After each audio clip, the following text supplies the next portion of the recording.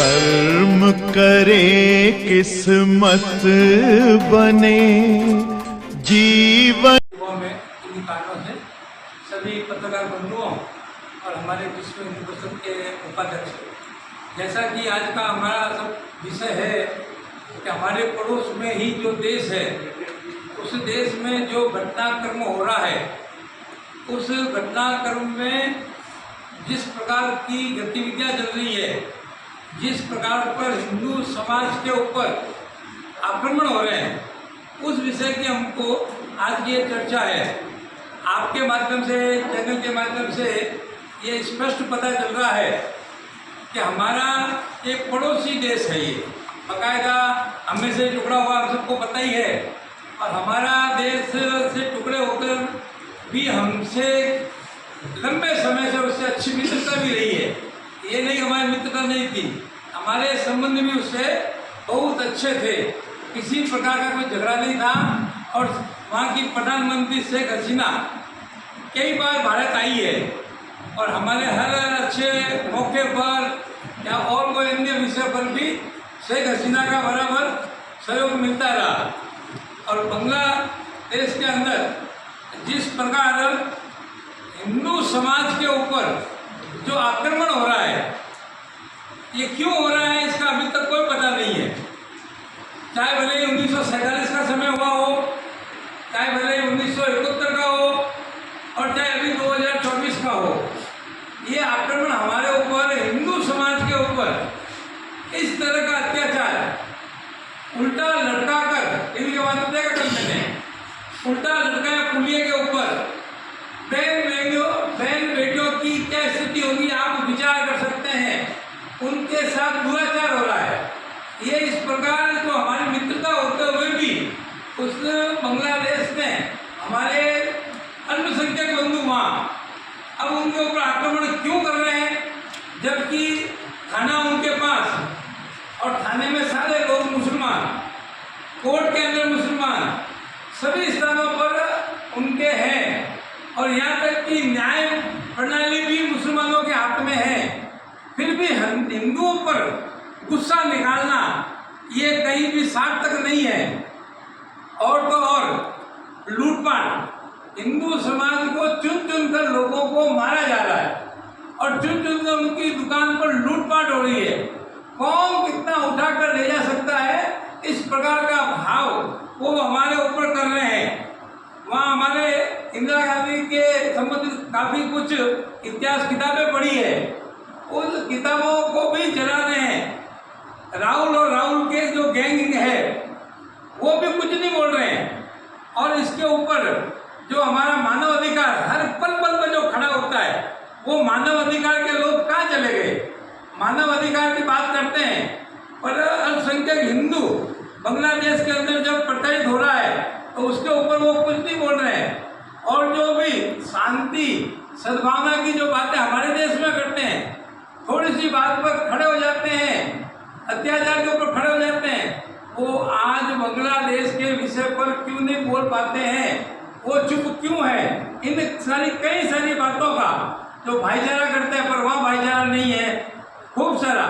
और तो और हमास में क्या हो रहा है, फिलिस्तीन में क्या हो रहा है, वहाँ के झंडे लेके खड़े हो जाएंगे, फिलिस्तीन की जय बोल देंगे, हमारे लोकतंत्र का जो सबसे संसद भवन है उसमें बोल देंगे, पर बांग्लादेश के ऊपर बोलने को वो लोग तैयार नहीं है।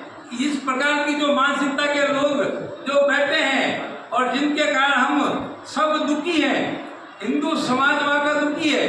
हम वहाँ जाकर कुछ कर नहीं सकते क्योंकि विदेश का मामला है, यहाँ होते तो हम सहायता पहुँचा सकते, पर वहाँ की सरकार को तुरंत एक्शन लेना चाहिए। और हमारी भी सरकार को जो दिल्ली में बैठी है उसको भी अपने ऊपर विचार करके उन प्रदर्शनकारियों के ऊपर या उसकी सरकार के ऊपर या उनकी सेना के ऊपर जो कुछ कहना है वो तुरंत कहना चाहिए। 21,000 पुस्तकों से भरे इंदिरा गांधी कल्चरल सेंटर को भी उन्होंने नष्ट किया। मुस्लिम समाज के बुद्धिजीवी अब कहाँ चले गए, वो बोलने को तैयार नहीं है, क्यों नहीं बोल रहे हैं। और तो और हमारे वहाँ की जो प्रधानमंत्री जो शेख हसीना यहाँ कई बार रही है, अगर थोड़ी कल्पना कीजिए अगर सेना की सहायता से भारत की बॉर्डर के अंदर नहीं लेते तो क्या होता, बहुत कुछ उस महिला के साथ क्या होता एक विचारणीय विषय है। और उस महिला को बचाना और बचाकर सुरक्षित स्थान पर लाना, ये सर्वे भवन्तु सुखिनः जो विश्व हिंदू परिषद का एक स्लोगन है, उसको चरितार्थ किया। वसुधैव कुटुंबकम, हमने उसको आश्रय दिया, किसी प्रकार का भी है पर हमने उसको आश्रय दिया और वो यहाँ असुरक्षित है। और वहाँ की जनता, वहाँ के कट्टरपंथी लोग, वहाँ के कट्टरपंथी लोगों की सीमाएं पार कर ली।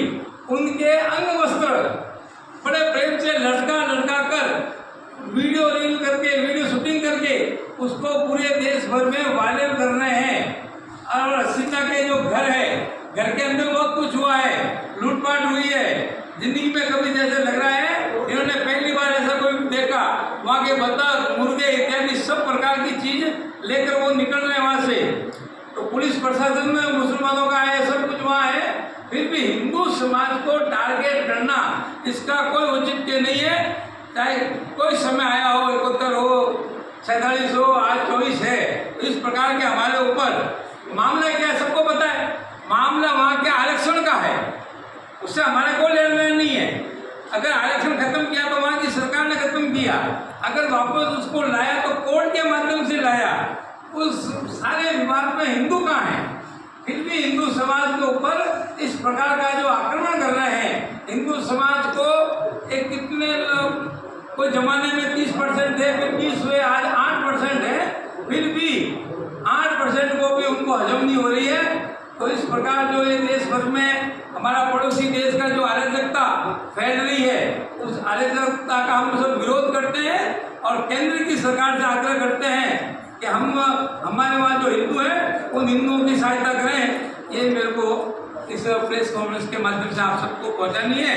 आप सब अपने पत्रकार बंधु अपने अपने स्थान पर जो भी निकलता है पत्र पत्रिकाएं और या यूट्यूब चैनल, उस पर हिंदू समाज पे जो अल्पसंख्यक वहाँ के हैं उनके जो ऊपर आक्रमण हो रहा है, उस आक्रमण का भी आप सब मिलकर उसका भी विरोध करें, ऐसे आपसे अपेक्षा।